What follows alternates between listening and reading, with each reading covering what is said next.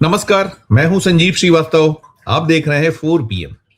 दोस्तों, आप आए दिन खबरें देखते हैं कि प्रधानमंत्री नरेंद्र मोदी की लोकप्रियता का ग्राफ कहाँ है। गोदी मीडिया और जो सरकारी जो कहीं उपकृत वाली एजेंसियां बार बार इस तरह के सर्वे छापती हैं, दिखाती हैं कि प्रधानमंत्री की लोकप्रियता आज भी जबरदस्त है।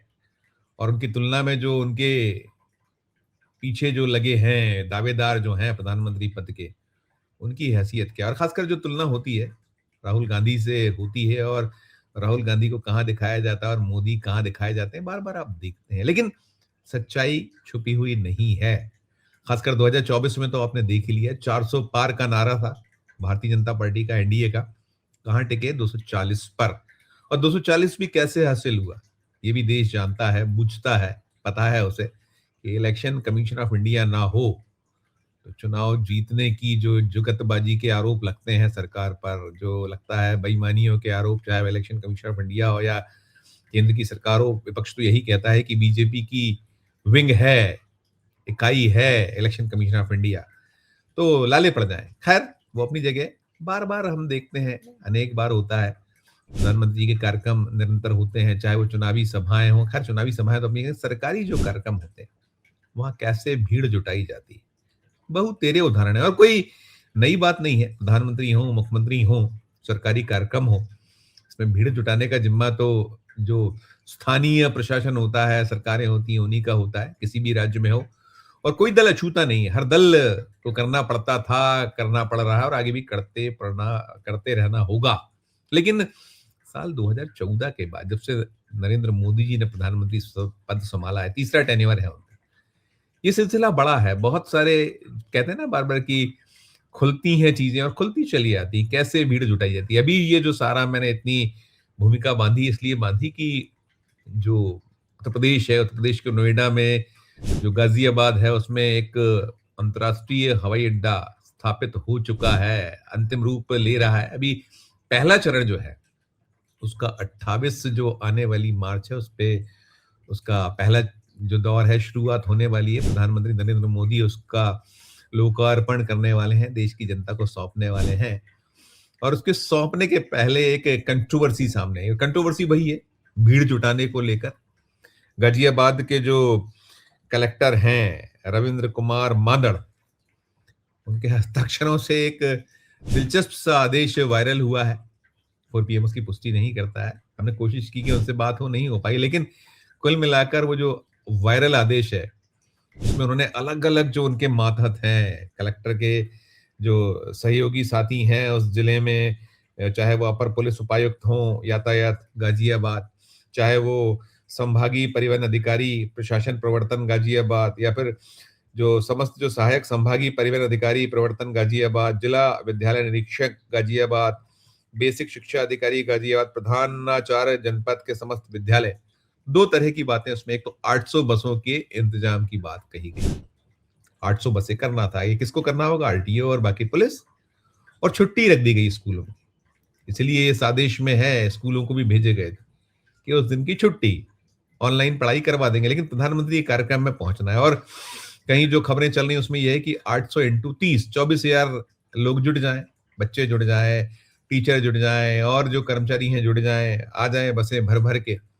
लेकिन ये जब वायरल हुआ तो बड़ी फजीयत हुई, बड़ा एक किरकिरी हुई। और गाजियाबाद के जो प्रशासन है उसको तो उसको उत्तर प्रदेश की सरकार, और खैर मोदी जी या और बीजेपी को तो फर्क पड़ता नहीं है, वो तो सब चलता है वाली स्थिति है।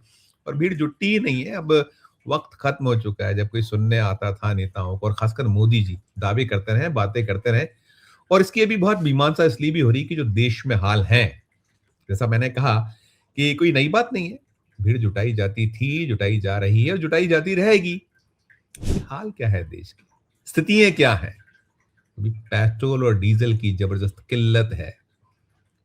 खुद मोदी जी आगाह कर रहे हैं देश को कि जो आने वाला वक्त है उसके लिए तैयार है देश। संकट बढ़ने वाला है, दिक्कतें बढ़ जाने वाली हैं, और जो कोविड जैसी स्थितियां बनेंगी उसके लिए आपको प्रिपेयर्ड होना होगा। और ये क्या है? 8,000 बसें कितना पेट्रोल डीजल फूका जाएगा, कितने संसाधन फूके जाएंगे। आप जो गैस की किल्लत है जबरदस्त नहीं मिल रही है, जो गृहिणियां हैं, जो घर हैं, उनको आम जनों को रसोई गैस, कमर्शियल सिलेंडरों के हाल बेहाल हैं, बुरे हाल हैं। हमारे जिस मध्य प्रदेश से मैं आता हूँ, यहाँ तो अब हो गया, आदेश हो गया है कि अप्रैल से जो बीपीएल के लोग हैं, जिनके लिए बड़ी-बड़ी बातें मोदी जी किया करते थे कि हमने उनको उज्ज्वला में इतने कनेक्शन दे दिए। पूरे देश के कनेक्शंस मालूम है कितने हैं आपको? आंकड़ा आपको मालूम है? बहुत गिनाते थे मोदी जी। सिलेंडर नहीं मिल रहा है, पहले ही नहीं मिल रहे थे। अब और बुरी स्थिति है और मध्य प्रदेश में हो गया है कि अप्रैल माह से जो केरोसिन है, वो इस बीपीएल के लोगों को जो बंद हो गया था आज से लगभग 7-8 साल पहले से वो व्यवस्था उसको केरोसिन जो मिलना राशन के दुकानों पे उसको फिर से लागू किया जा रहा है मध्य प्रदेश में। यानी अब वो वापसी हो रही है उसी दौर की। लकड़ी चूल्हा हो ही गया है शुरू, केरोसिन फिर सरकार शुरू। लेकिन इसके संकट तो है ही है, दिक्कतें तो है ही हैं और ऐसे में इतनी बड़ी जो सभा, रैली क्या आवश्यकता है? सवाल बड़ा ही है। जैसा मैंने कहा कि प्रधानमंत्री जी ने अभी संसद के दोनों सदनों में, पहले लोकसभा फिर राज्यसभा, वक्तव्य दिए और क्या कुछ आगाह कर रहे थे और हो रहा है। कटौती हो रही है, पंप सूख रहे हैं, दिक्कतें। हमने इसको लेकर और भी खबरें आपको दिखाई हैं कि कैसे अभी जो नायरा है उसने दाम बढ़ा दिए आज से 5 रुपए 30 पैसे पेट्रोल प्रति लीटर और 3 रुपए डीजल प्रति लीटर। इसके पहले 2 रुपए 35 पैसे बढ़ चुका है प्रीमियम पेट्रोल के दाम। उसके पहले 60 रुपए प्रति सिलेंडर गैस, जो रसोई गैस है, उसके बढ़ाए गए। कमर्शियल सिलेंडर के दरें बढ़ाई गई। मिल नहीं रहा है कुछ भी।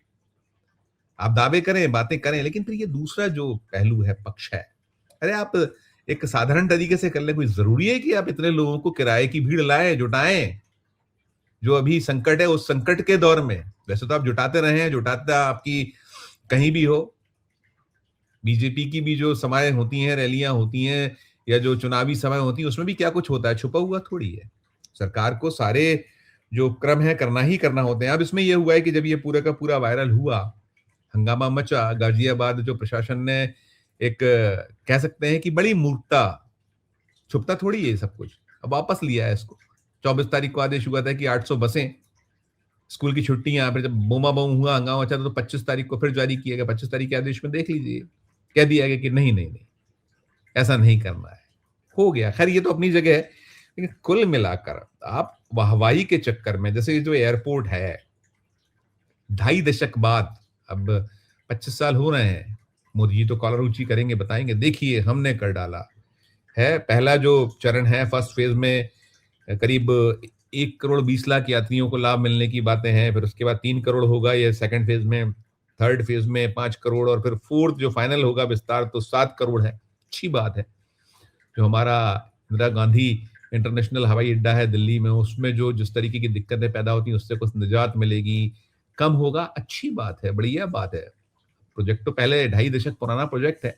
आप अपना तख्ती लगाइए, आप अपना उसमें वाहवाही लीजिए और कहिए कि 2014 के बाद ही हो रहा है जो कुछ देश में हो रहा है। लेकिन इसका दूसरा पक्ष पहलू है, एक जो किराए की भीड़ जुटाते थे, आगे भी जुटाइएगा, लेकिन अभी अभी जो संकट है, दिक्कत है, आम जो जन है उसकी पीड़ा यही है कि उसको लंबी लंबी कतारों में लगना पड़ रहा है, बहुत मारा मारी करना पड़ रही है, चाहे वो रसोई गैस हो, कमर्शियल गैस हो या और संसाधन इस तरीके के हों। देखा तो सही है आपने कि आपदा में अवसर की बात करते हैं प्रधानमंत्री जी, और कैसे जो इसका जो इंडक्शंस के या जो और जो इलेक्ट्रिक स्टोव्स हैं उनके दरें कैसी बेतहाशा बढ़ी हैं।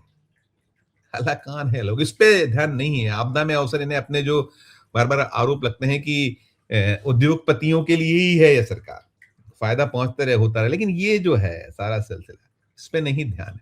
अपने को तो जो अपना जो भी है 28 मार्च का कार्यक्रम है वो चक हो जाए, शानदार हो जाए, चकाचौंध पूरी रहे, भीड़ ही भीड़ रहे, वो फिर हम अपना फलसफा देंगे। लेकिन उसके पीछे कितना दिक्कत, संकट हो गए, एक्सपोज, खुल गई है वो पूरी की पूरी पोल। 800 बसें, और मैंने कहा पहली बार नहीं, ऐसा हर बार होता है, बार बार होता है। लेकिन अभी अभी जो देश के सामने संकट है, दिक्कत है, उसको लेकर आमजन को पीड़ा है।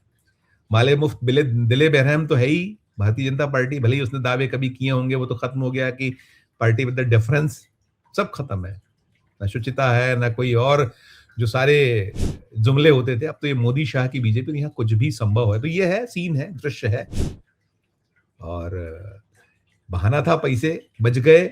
जनता को ये जो 12,000 बसें उसमें निकल के 8,000 जो बसें, 800 बसें ले जाने की बात थी, 12,000 प्रति बस आ रहा था, यानी कि लगभग लगभग 96 लाख रुपए वो कुछ घंटों के कार्यक्रम पे इसके बचे, और बाकी वहां सब कुछ होता, चाय नाश्ता खाना पीना ये वो। अब देखिए इसको कैसे करेंगे, वो जब होगा तो और निकलेगा इस पूरे मामले में। हमने कोशिश की थी डीएम से बात करने की या प्रशासन के किसी अफसर से बात, तो बात नहीं हो पाई। कुल मिलाकर ये थू थू कराने वाली बात है। मस्त हैं आप, किसी की चिंता नहीं, दावे और बातें ही बातें। इस वीडियो में इतना ही। आपकी अपनी जो राय हो, आपकी अपनी जो टिप्पणी हो, इस वीडियो के कमेंट बॉक्स में कीजिएगा। और अच्छी लगी हो खबर तो चैनल को लाइक कीजिए, सब्सक्राइब कीजिए, ज्वाइन का बटन दबाइएगा तो हमारी हौसला अफजाई होगी। प्यार और देखते रहिए 4 PM। धन्यवाद, नमस्कार।